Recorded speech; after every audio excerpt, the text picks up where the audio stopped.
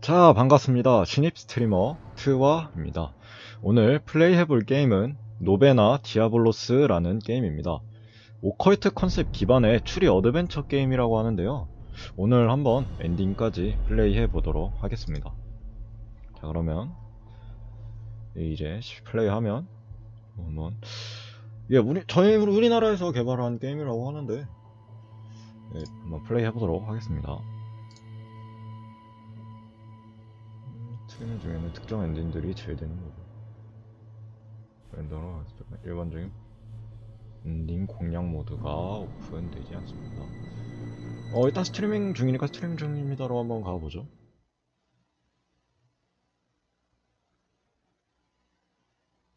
이 게임은 픽션입니다. 여기에서 등장하는 소재는 실존하는 모든 지명, 인물, 사건, 단체, 기관과는 무관합니다.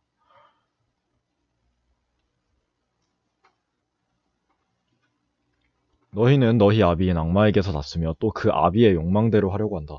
그는 처음부터 살인자였다. 또 그는 진리 편에 있지 않다. 그것은 그 속에 진리가 없기 때문이다.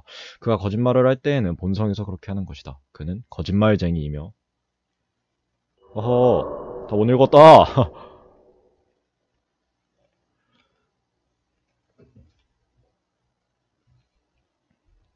10월 25일 목요일, 선택까지 8일.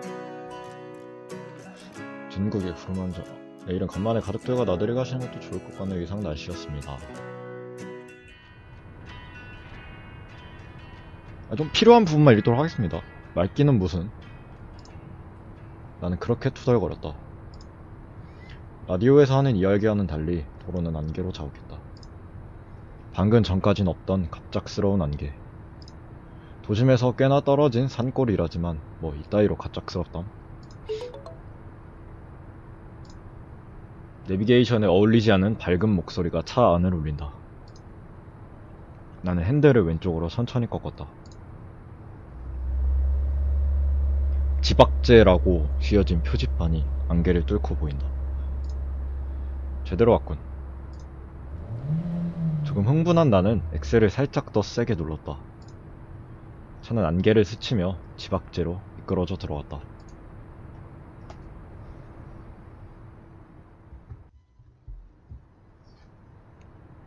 차는 흐릿한 안개로 휩싸인 길을 계속 달린다.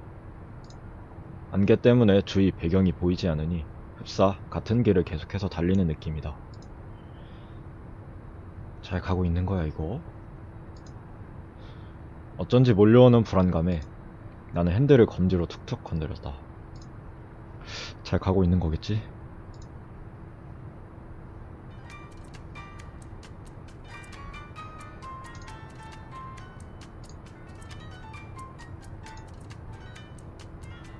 김석훈 PD님을 모시겠습니다.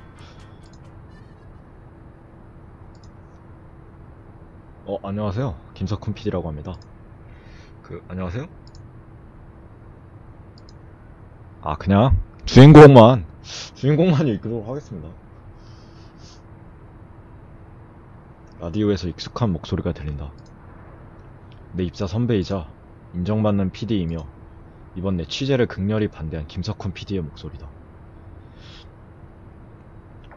상하로 밀어봐. 주인공은 아마 기자이거나 뭐 PD라고 하니까 뭐 방송국 PD 약간 그런 직업인 것 같죠. 솔직히 지금은 김 선배의 목소리조차 듣기 싫지만 선배가 혹시 이번 취재에 관련한 이야기를 하지 않을까 생각해서 일부러 시간에 맞춰 주파수를 돌려줍니다.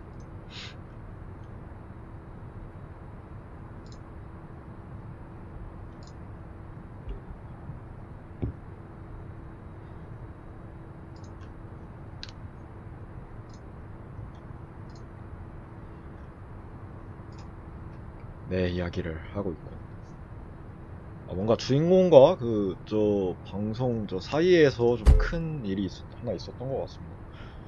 답답한 마음에 죄 없는 핸들을 한 대 쳐본다. 어쨌거나 저 일은 명백히 내가 잘못한 부분이다. 김 선배 역시 뉴스트레이스의 일원으로서 피해를 봤다고 할 수 있는 인물이고 때문에 그 부분에 대해 김 선배를 욕할 이유는 없었다. 그래, 어디까지나 내 실수였으니까. 뭔가 분위기가 굉장히 좀 오묘하죠? 뉴스트레이스. 국내에서 가장 신뢰를 받고 있는 최고의 시사저널 프로그램이다. 시사저널 PD를 꿈꾸던 내게 있어 뉴스트레이스는 내 꿈이었고 나는 그 꿈을 위해 브레이크 없이 달려와 여기까지 섰다. 염원해왔던 뉴스트레이스의 PD. 하지만 그 뉴스트레이스의 신뢰도를 깎아먹은 PD. 그 한심한 놈이 바로 나인 거다.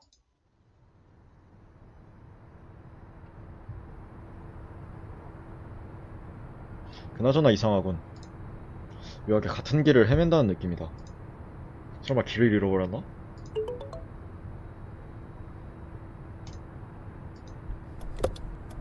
주변엔 아무도 없지만 나는 습관처럼 방향 지시 등의 스위치를 눌렀다.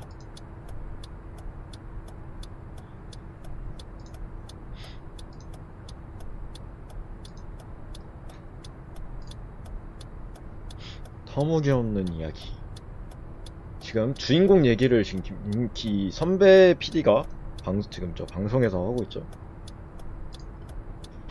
뭐라는 거야 이 자식이. 결국 욕을 뱉어버렸다. 김 선배는 명백히 나를 향해 말하고 있었다. 내가 지금까지 조사한 것들을 터무니없는 이야기로 치부하는 것이다. 그것도 공개적으로. 김 선배가 내 취재에 대해 어떻게 생각하는지는 안다. 그래, 솔직히 이해도 된다. 하지만 저런 뒷담화를 듣고 기분 좋은 사람은 없다. 나는 괜한 라디오를 노려봤다. 하지만 라디오를 노려본다고 해서 김 선배의 입을 다물게 할 수도, 하다못해 내 의중을 전달할 수도 없다. 나는 포기하고 라디오로 손을 뻗었다. 음악이나 듣자.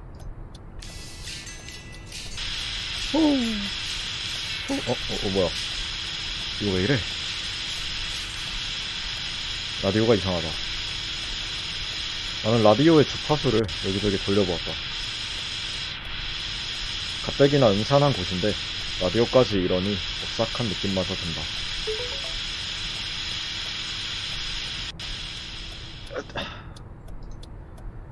갑작스레 나온 커브길에 나는 라디오에게서 시선을 뗐다. 이런 산길에선 항상 조심해야 하는데 자칫 위험할 뻔. 갑작스레 차가 짙은 안개 속으로 들어간다. 시야는 완전히 가려져 아무것도 보이지 않게 된다. 안개 속으로 직진... 아하... 이제 딱 봐도 불안하지 지금? 딱 봐도 느낌이 좀 이상해. 직진? 하지만 방금 전엔 분명 커브길이. 순간적으로 스쳐가는 섬뜩함에 나는 신경을 곤두세웠... 아!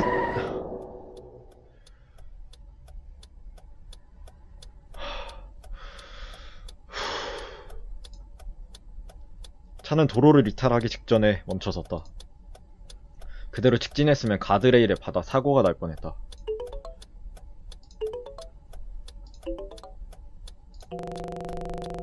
오씨, 뭐야. 오씨. 오, 나 진짜 소름 돋았어. 와. 나는 맛이 가버린 내비게이션과 어쩐지 엔진이 꺼져버린 차를 번갈아 돌아보았다.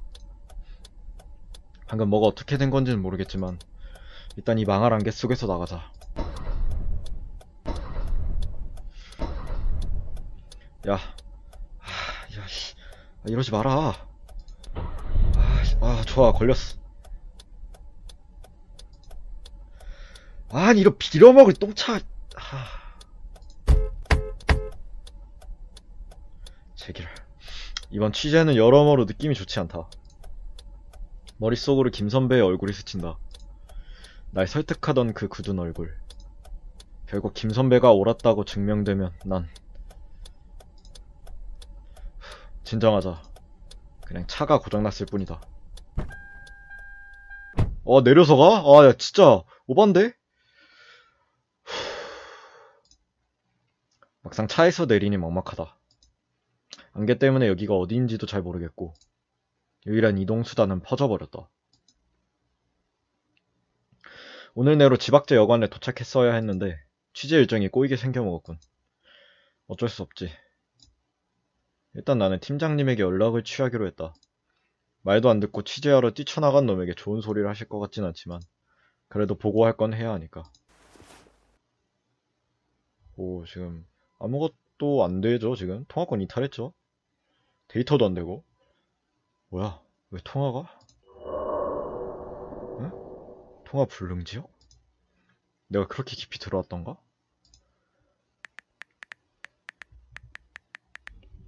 나는 이것저것 시도해봤지만 외부와의 연락은 되질 않았다.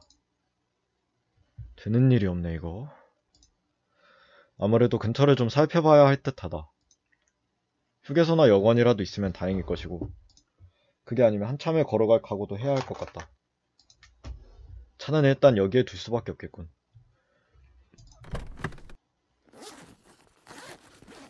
나는 차 안에서 몇 가지 물건들을 챙겼다. 그리고 백팩을 맨 채 도로를 걷기 시작했다. 너무 외진 곳이 아니면 좋으련만. 그렇게 몇 분 정도 걸었을까? 저건?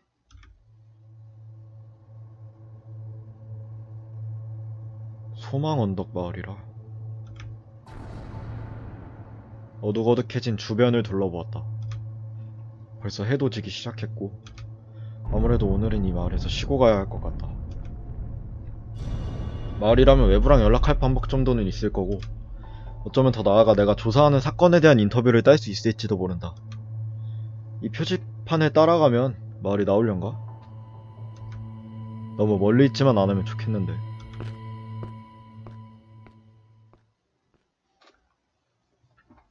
마을은 생각보다 멀리 있는 듯 했다.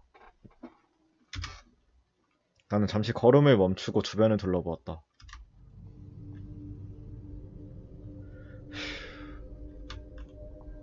어느새 해는 져버렸고 달빛이 안개에 푸르게 반사된 길이 펼쳐져 있었다.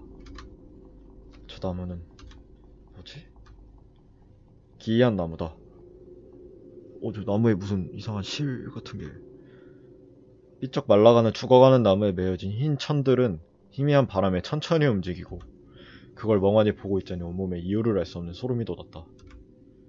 기분 나쁘게 생겼네. 나는 닭살이 올라온 팔을 문지르며 나무를 지나쳤다. 바람이 나무와 천을 스산하게 스치는 소리가 점점 멀어진다.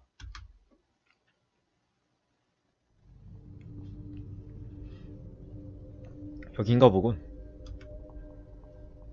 나는 잠시 마을 전경을 바라보았다. 을씨년스러운 안개가 넓게 퍼진 마을의 입구는 발을 디디기가 꺼릴 정도로 음습해 보였다. 낡고 허름해 보이는 건물들, 그 건물들 사이로 빗쭉 튀어나와 있는 앙상한 가지들, 옅은 바람에도 삐걱거리는 창문들. 가릴 처지냐? 나는 그렇게 중얼거리며 부정적인 감상을 털어냈다. 그리고 그 안으로 천천히 발을 디뎠다. 그저 하루 정도 쉬고 갈 생각으로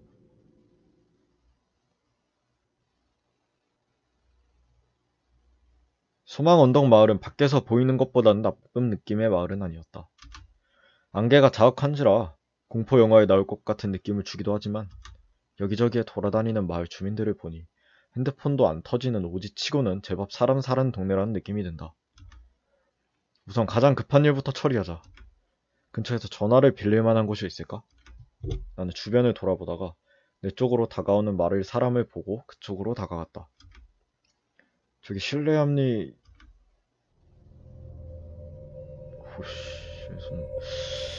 비주얼이 좀 굉장히 무서우신... 나는 입을 다물어 버렸다. 내가 불려 세우려 넣은 마을 사람의 눈빛은 어딘가 텅 비어있고 앙상하게 마른 몸은 섬뜩함을 자아내고 있었다. 흡사 마약 중독자를 보는 듯.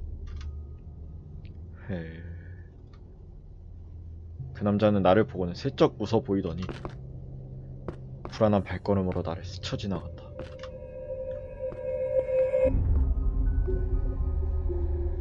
뭐야 섬뜩하게. 왠지 기분이 나빠졌다. 나는 오싹해진 양팔을 문지르며 뒤를 돌아보았다. 남자는 삐걱거리는 걸음으로 어딘가 걷더니 이내 안개 속으로 사라져버린다. 문득 이상하게 낯이 익은 남자라고 생각했다. 누굴 닮은 것 같기도 하고.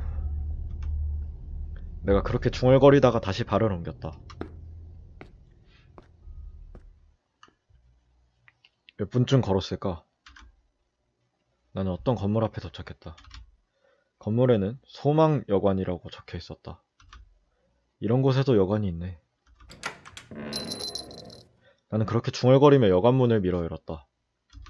여관이라면 유선 전화 정도는 있겠지. 오래된 디자인의 시골에서나 볼 법한 여관이었다. 하지만 냄새가 나거나 더럽진 않았다. 이 정도면 만족이지. 나는 그렇게 생각하며 카운터로 향했다. 카운터에 앉아있던 여관 주인은 날 흥미로운 눈으로 바라본다. 손님 자체가 별로 없는 곳이라 그런가? 나라는 손님에 대해 호기심마저 가지고 있는 눈치다. 한 명이시오? 방 드릴까? 그 전에 전화 좀 쓸 수 있을까요? 전화? 네, 급하게 연락할 곳이 있는데 핸드폰이 안 터졌어요. 아이고 저런, 이거 어쩐다? 네? 여기가 안개가 좀 지독해요. 한번 안개가 끼면 바로 코앞도 겨우 보이고, 안개가 이 모양이니 대중교통도 이맘땐 여기까지 못 와요. 그리고 이상하게 전화도 먹통이 됩니다. 여관 주인은 그렇게 말하며 자기 앞에 놓여진 수화기를 들어 보인다.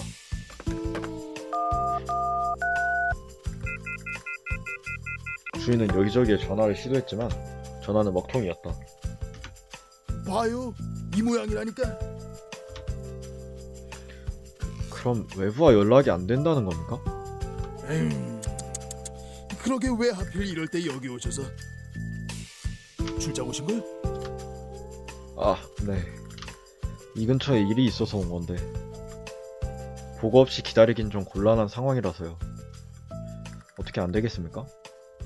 에이, 뭐 어쩌겠습니까? 이 살다 보면 운 나쁜 날도 있고 그런 거 아니겠소? 걱정은 마셔. 이 일대가 이런 걸로 유명하니까 면사무소에서 사유서 같은 거 떼주거든. 일자리에서 잘리거나 하진 않으실 거요.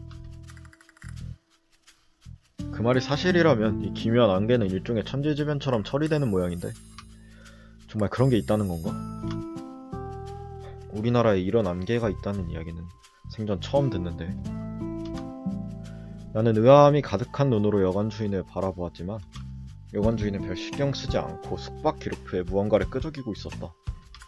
그래도 하루 이틀이면 안개가 거칠 거요. 안개가 거칠 때까지만 푹 쉬다 가십시오. 마을 내부는 안개가 그리 심하지 않아서 지내는데 크게 불편할 것도 없을 거고, 안개가 하도 끼어대니까 마을 내부에 슈퍼도 있고 뭐 있을 건 다 있어요. 별 수 없군요. 그럼 방 하나 주세요. 그럼 여기에 이름이랑 적으시오. 공 8개.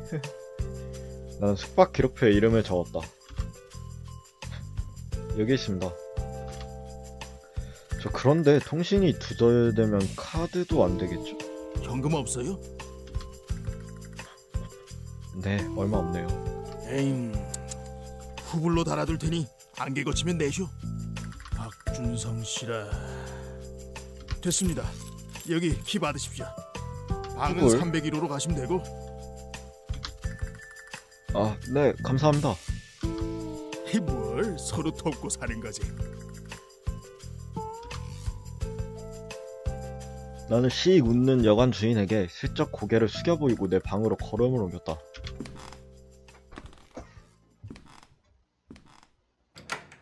숙소 문을 연 나는 백팩을 집어던지며 발을 디뎠다.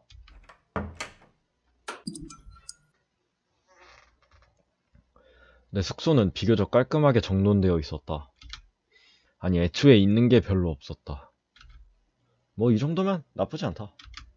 적어도 바닥에 눕기가 불쾌하진 않을 정도는 되니까. 나는 겉옷을 벗으며 방 안으로 들어섰다.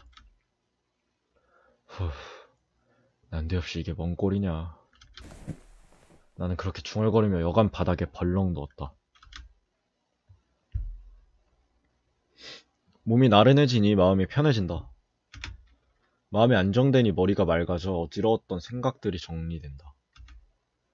이럴 때가 아닌데 머릿속에 지난 일들이 마치 파노라마처럼 펼쳐진다. 특종을 따냈었다. 기이하게 죽은 남자의 시신, 그리고 주변에 뿌려진 증거들. 이건 완벽한 특종거리였다. 나는 그 누구보다 빠르게 취재했고 내 나름대로의 추론을 통해 그럴싸한 사건의 전말까지 그려내 대대적으로 보도했다. 그러나 내 그런 보도는 멋지게 실패했다. 내 추론은 팩트가 아닌 소설이었던 거다. 내가 낸 오보는 사회적인 지탄을 받고 날 믿고 취재를 허락한 김 선배는 커리어에 큰 타격을 받았다. 그때부터였던 것 같다. 그토록 존경하던 김 선배와 사이가 서먹해진 것. 나에겐 견책과 감봉 조치가 취해졌고 나는 내가 저지른 실패에 충격받아 한동안 멍하니 지냈다.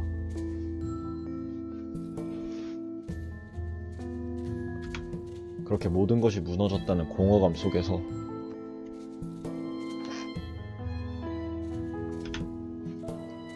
나는 오만호 기자를 만났다.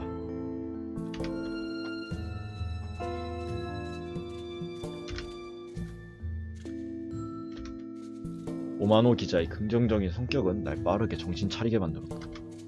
그래, 실수는 다른 공으로 만회하면 돼. 난 그렇게 다짐하며 이 사건에 뛰어들었다.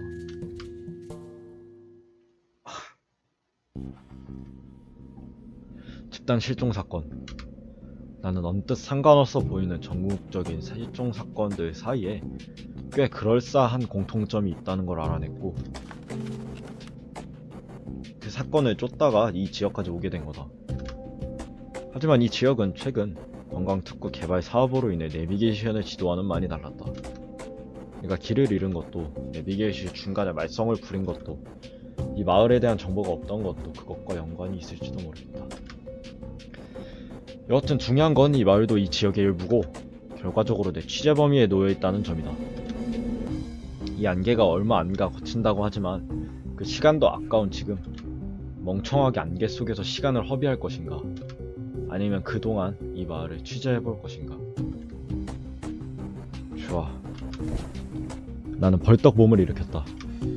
기껏 나른해진 몸이 다시 긴장한다. 짐을 푼다. 기자 수첩을 꺼내 겉옷 안주머니에 넣어두고 작동되지 않는 핸드폰이지만 카메라 기능은 잘 돌아가고 있음을 확인한 후 콘센트에 충전기를 꽂아둔다. 배낭에서 취재 파일들을 꺼내 정돈하고 그리고 이건 오만호 기자가 선물해준 동화책이다.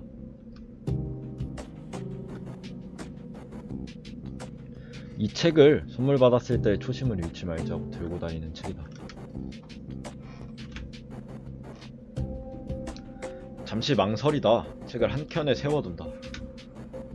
마지막으로 방에 놓여있던 생수병을 까서 한 모금 마시며 내 방을 쭉 돌아보았다. 나쁘지 않다. 깔끔하고 고요하니 하루 이틀간의 짧은 취재 사무실로 이 정도면 충분하지.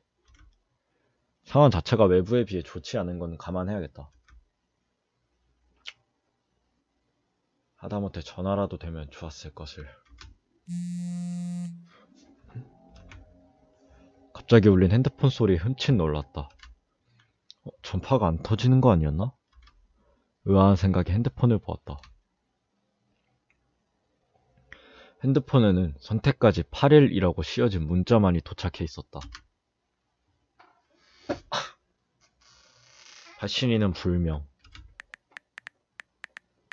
나는 핸드폰을 이것저것 조작해 보았지만 전파는 여전히 잡히지 않았다.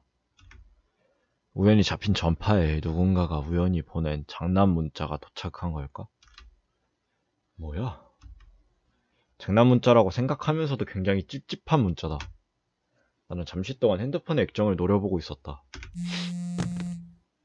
아따! 핸드폰을 놓쳐버렸다. 섬뜩한 기분이 들어 나는 조심스레 핸드폰을 다시 들었다. 폐가? 다시금 알 수 없는 문자가 발신인 불명으로 보내져 있었다. 나는 몇 분 정도 핸드폰을 만지작거렸지만 결국 이 수십 개의 문자가 뭔지 알아낼 수 없었다. 결국 나는 핸드폰을 멀리 치워놓고 베개에 고개를 파묻었다. 오류 같은 뭐 그런 거겠지. 쓸데없는 데 신경 쓰지 말고 자자.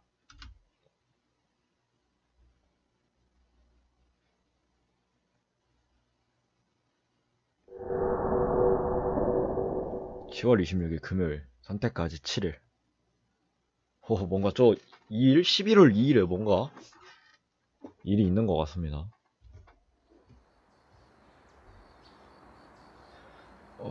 벌써 아침인가?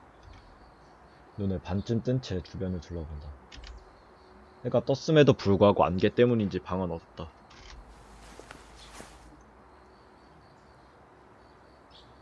나는 스멀스멀 이불에서 기어나왔다. 생각보다 보온이 잘 되는 바닥 덕에 이불에서 나오기가 싫었지만 어제 씻지도 않고 잤더니 몸에서 냄새가 나는 것 같다. 일단 몸부터 씻자. 다행히도 뜨거운 물이 콸콸 잘 나온다. 마을의 위치도 그렇고 낡아 보이는 여건도 그렇고 해서 솔직히 기대하진 않았는데 뜨거운 물을 몸으로 받아내니 아침에 피로가 좀 가신다. 나는 찌뿌둥한 몸을 이리저리 주무르고 때리며 뜨거운 물을 한동안 맞고 있었다.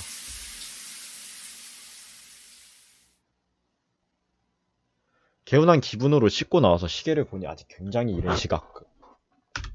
일찍 잠든 덕분에 평소보다 일찍 일어난 것 같다. 나는 잠시 창문 밖의 마을 풍경을 감상했다. 마을 전반에 깔린 안개 덕분에 빈마루로도 아름답다고는 할 수 없는 곳이었지만 고요하게 흐르는 분위기가 내 마음도 차분하게 만들어 어제의 불안감을 상쇄시켜주는 듯했다. 취재하기엔 좀 이르지만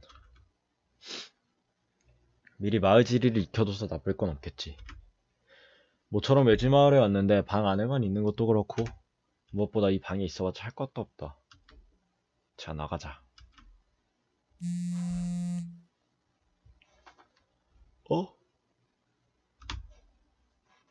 방을 나서려는 찰나 또다시 핸드폰이 울렸다. 선택까지 7일? 또다시 알 수 없는 문자다. 장난 문자라고 치부하기엔 이상할 지경이다. 분명히 전파가 연결되지 않는데 장난 문자만 도착한다? 하지만 여전히 의미는 알 수 없다. 애초에 뭔 선택을 말하는 거야? 나는 중얼거리며 핸드폰을 집어넣었다. 용문 모를 문자를 받고 나니 기분이 영 좋지 않다.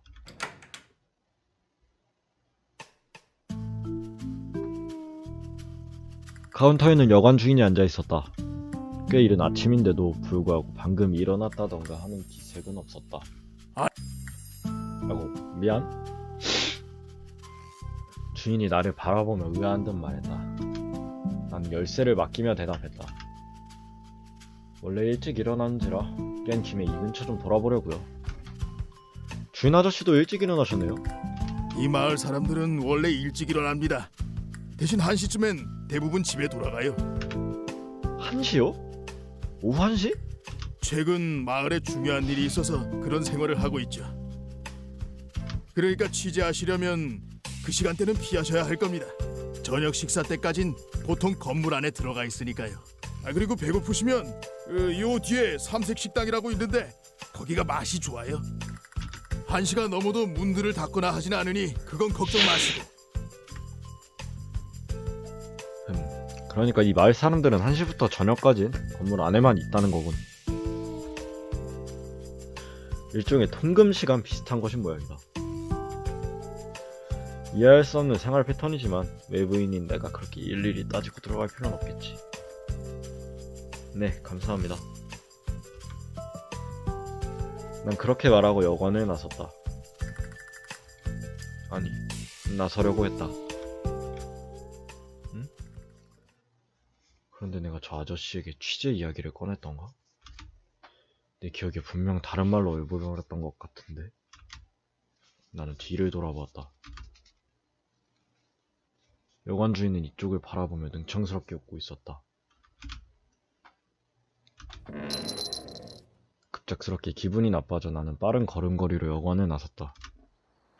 오씨, 무서워 씨. 이런 답답한 안개에도 불구하고 아침 공기는 꽤 시원했다. 정체불명의 안개는 여전히 마을을 뒤덮은 상태지만 어제의 그 도로처럼 심하진 않았다.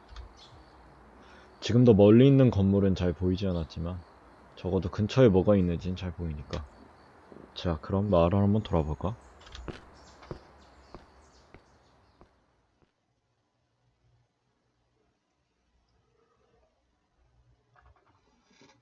마을을 둘러보던 나는 어느덧 폐가촌 한가운데 있었다. 안개가 짙게 깔린 폐가촌에 멍청이 서있던 나는 고개를 살짝 저어 정신을 차렸다.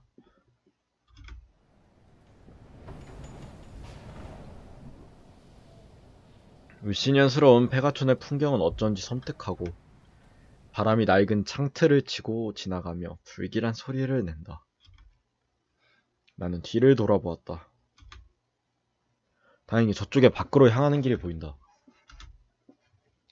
저기로 돌아가면 마을이 나올 것 같긴 하다. 이상하다.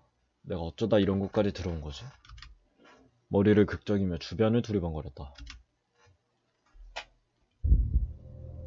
뭐지? 이곳은 뭔가 이상하다. 분위기라고 해야 할지 묘하게 짓눌리는 것 같은 감각이다. 뭐야 이거? 왜 이렇게 섬뜩한 기분이 드는 거지? 마치 온몸의 감각이 여기를 떠나라고 외치는 듯하다. 그러나 나는 내 몸의 경고를 무시한 채 무엇인가에 홀린 듯 어디론가로 걸어 들어갔다. 불쾌한 냄새가 공기를 타고 스며들어온다. 흡. 냄새가 강해진다. 비릿한 어디선가 맡아본 불쾌한 냄새. 나는 걸음을 멈췄다. 뭐야? 냄새는 바로 앞에서 풍겨온다. 이 앞에 설마. 주변을 두리번거린다.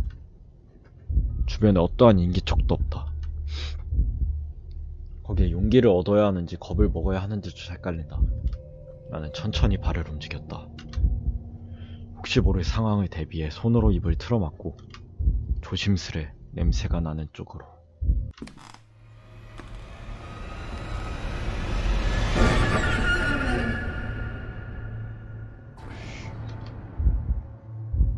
고개를 돌려버렸다. 어느 정도 각오를 했는데도 불구하고 눈앞에 펼쳐진 끔찍한 풍경을 바로 마주보긴 힘들었다.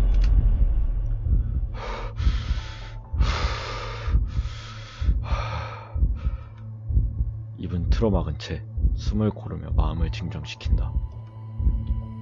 나는 눈을 질끈 감았다가 마음의 준비를 하며 다시 천천히 눈을 떴다. 잘못 본 게 아니다. 사람처럼 보이는 무언가가 거기 있었다. 마네킹 같은 게 아닐까라고 생각하려 해도 저 앞에 놓인 것은 분명 그런 인공적인 것이 아니었다. 그래, 저건 분명 사람이다. 아니, 사람이었던 이라고 해야 할까? 딱딱하게 굳어있는 창백한 피부가 눈에 들어온다. 피의 흐름이 멈춰버린 피부는 다시는 생기는 되찾지 못할 것이다. 쭉 처져있는 몸에는 그 어떤 에너지도 느껴지지 않는다. 마치 정육점에 대충 늘여놓은 고깃덩이처럼. 우프. 올라오는 구토감을 참기 위해 손으로 입을 틀어막았다.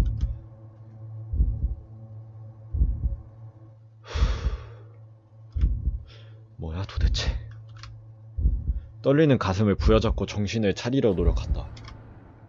자, 이성적으로 주변을 판단해보자. 사람이 죽어있다. 인형이나 모형 따위가 아닌 진짜 시체다. 그리고 그 주변엔 기이한 흔적들이 남아있다. 그 흔적들은 이 죽음이 평범하지 않음을 알려주고 있었다. 살인. 그런 단어가 자연스레 떠오른다. 시체를 보았다는 충격에서 조금 벗어나니 본능적인 공포가 스멀스멀 기어 올라온다. 살인자가 근처에 있는 건 아닐까? 혹시 봐선 안 될 현장을 보고만 건 아닐까? 하지만 그 공포 속에서 한 가지 생각이 스쳐 지나갔다. 혹시... 나는 내가 쫓고 있던 집단 실종 사건을 떠올렸다. 이 실종은 전국적으로 일어나고 있었고 기이한 공통점을 가지고 있었다. 지금까지는 그 공통점이 무엇을 의미하는지 확신하지 못했다. 하지만 이 기이한 시체를 보자 분명히 떠오르는 키워드가 있다. 종교. 나는 다시 시체를 바라보았다. 그리고 그 주변에 보이는 기이한 흔적들을 바라보았다. 혹시 이 괴상한 죽음이 내가 쫓는 실종 사건과 관련이 있다면? 그리고 이 죽음과 실종이 있는 키워드가 종교라면? 그런 가설에 이르자 나는 마치 기계처럼 몸을 일으켰다. 여전히 무섭다. 하지만 그것을 넘는 호기심이 내 몸을 움직인다. 어느새 카메라 세팅을 맞춰둔 핸드폰을 들고 나는 현장으로 한 걸음 한 걸음 다가가고 있었다.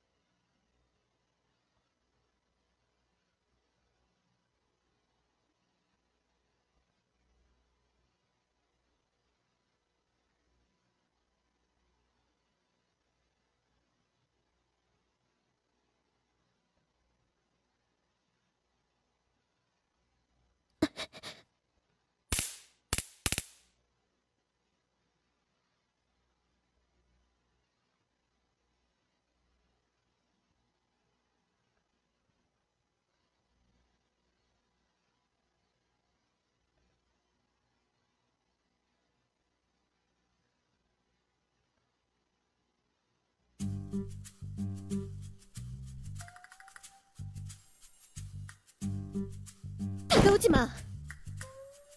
너 누구야? 저 뒤에 시체는 뭐고?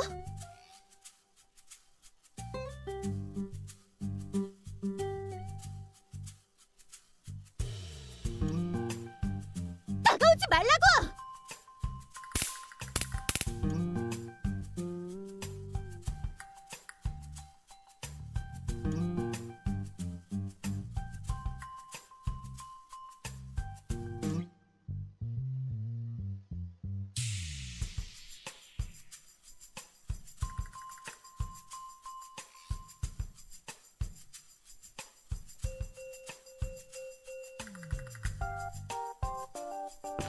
당신 뭐 하는 사람이죠?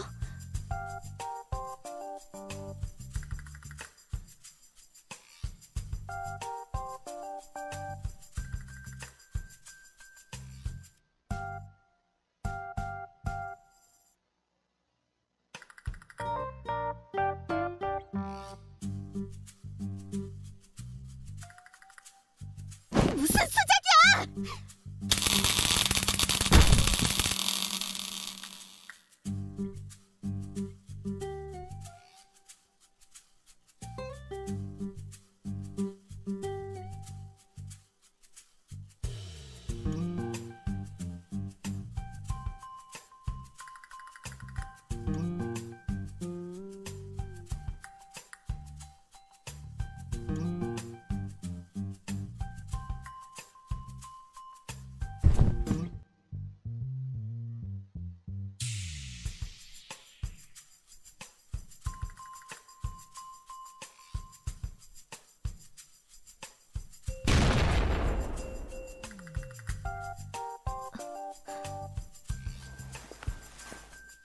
명함?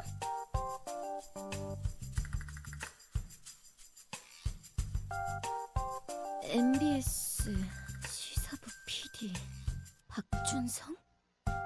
진짜 PD였어요?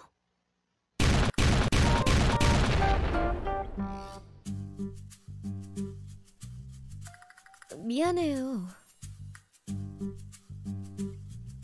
하지만 그렇게 갑자기 품에 손을 넣고 다가오면 누구라도 저처럼 행동했을 거예요. 꺼내려던 게 흉기일 수도 있잖아요.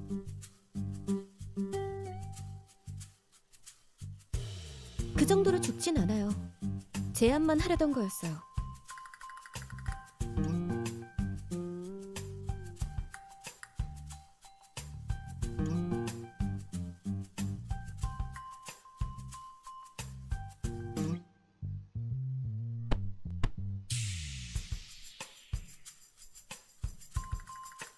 그런데 시사저널 PD가 사건 현장에서 뭘 하는 거예요?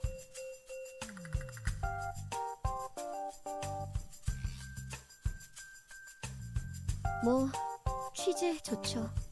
그런데 경찰에 신고는 하고 이러고 있는 거예요? 경찰보다 먼저 현장에 들어와서 뭘 하시는 건데요? 현장 보존! 기본 아니에요, 기본? 방송국 양반들이란.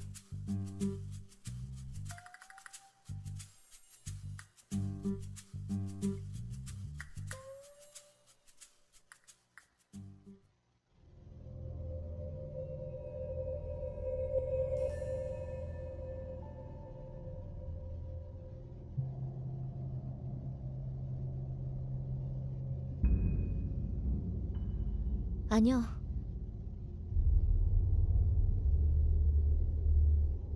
일단 여기서 좀 나가죠.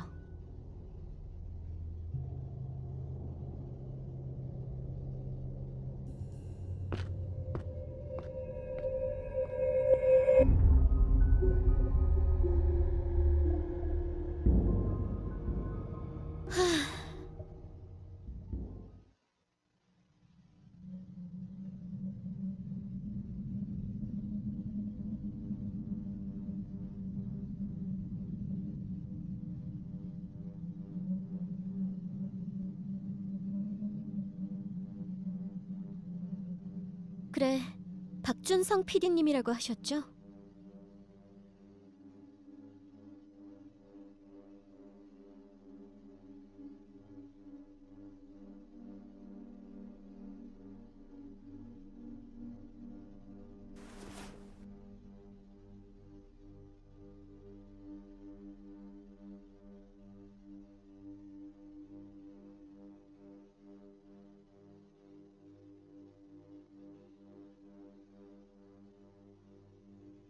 이만하면 각자 소개는 한 것 같고, 그래서 저 사건 현장 어떻게 된 거예요?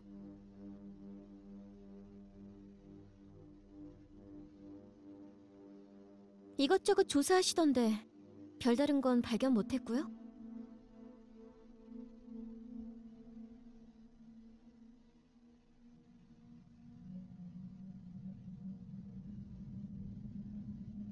종교 문제라고 생각하시는 건가요? 단정하진 마시고요.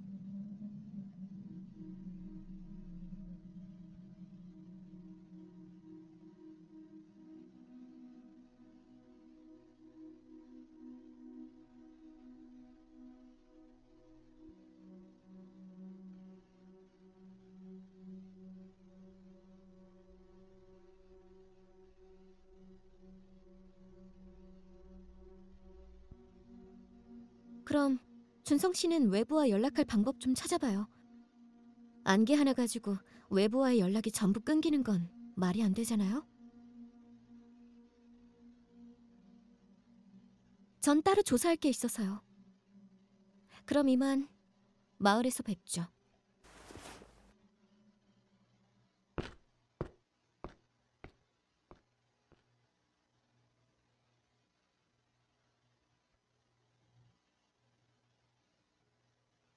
아, 아까처럼 현장 훼손하지 말아요.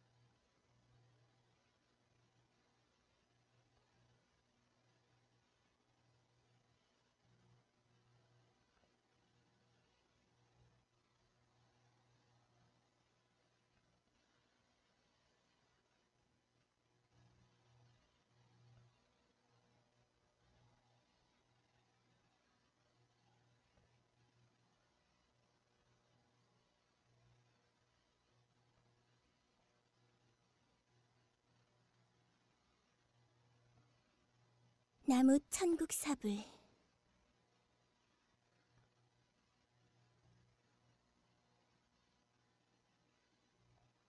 너 거기서 뭐해? 거기서 뭐 하냐고.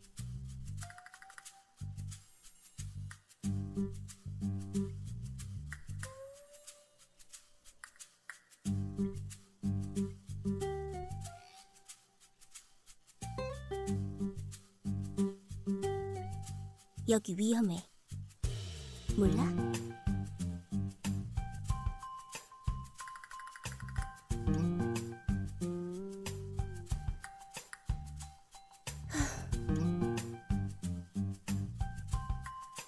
따라와.